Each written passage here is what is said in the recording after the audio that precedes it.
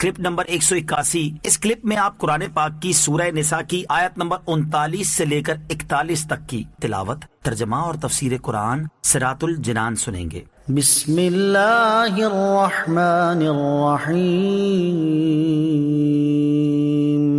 ترجمہ، اللہ کے نام سے شروع جو نہایت مہربان رحمت والا ہے۔ وَمَاذَا عَلَيْهِمْ لَوْ آمَنُوا بِاللَّهِ وَالْيَوْمِ الْآخِرِ وَأَنفَقُوا مِمَّا رَزَقَهُمُ اللَّهُ وَكَانَ اللَّهُ بِهِمْ عَلِيمًا۔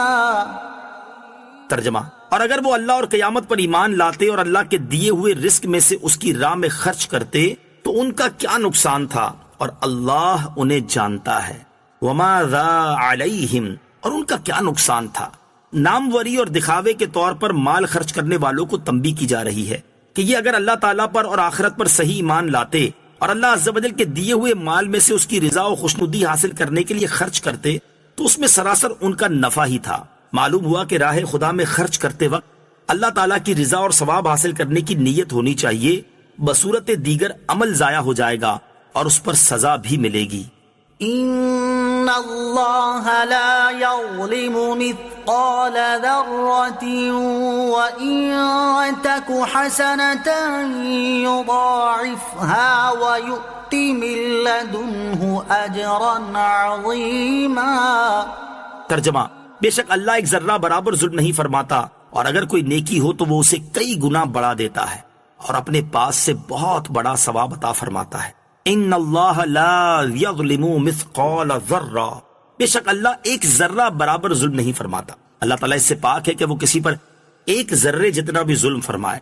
یہاں یہ بات اس معنی میں ہے کہ اللہ عز و جل کسی کے نیک اعمال بغیر کسی وجہ کے ضائع فرما کر ان کو جزا سے محروم کر دے، یا کسی مجرم کو اس کے جرم سے زیادہ سزا دے دے، یہ اس کی شان کے لائق نہیں، بلکہ اپنے فضل و رحمت سے نیکی کا ثواب عمل کے مقابلے میں بہت زیادہ عطا فرماتا ہے۔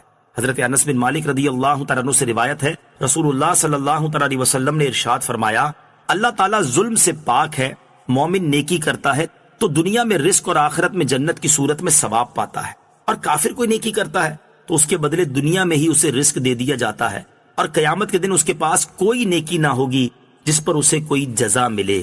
فَكَيْفَ إِذَا جِئْنَا مِن كُلِّ أُمَّةٍ بِشَهِيدٍ وَجِئْنَا بِكَ عَلَى هَؤُلَاءِ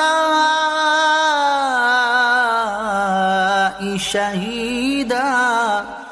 ترجمہ، تو کیسا حال ہوگا جب ہم ہر امت میں سے ایک گواہ لائیں گے، اور اے حبیب تمہیں ان سب پر گواہ اور نگہبان بنا کر لائیں گے۔ فَكَيْفَ إِذَا جِئْنَا مِن كُلِّ أُمَّةٍ بِشَهِيدٍ، تو کیسا حال ہوگا جب ہم ہر امت میں سے ایک گواہ لائیں۔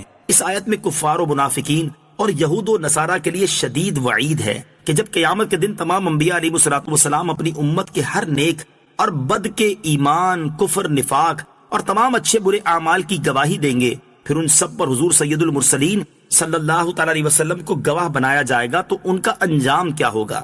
قیامت کے دن دی جانے والی اس گواہی کی تفصیل سورہ بقرہ کی آیت نمبر 143 کے تحت گزر چکی ہے۔ صلو علی الحبیب صلی اللہ تعالی علی محمد صلی اللہ تعالی وسلم۔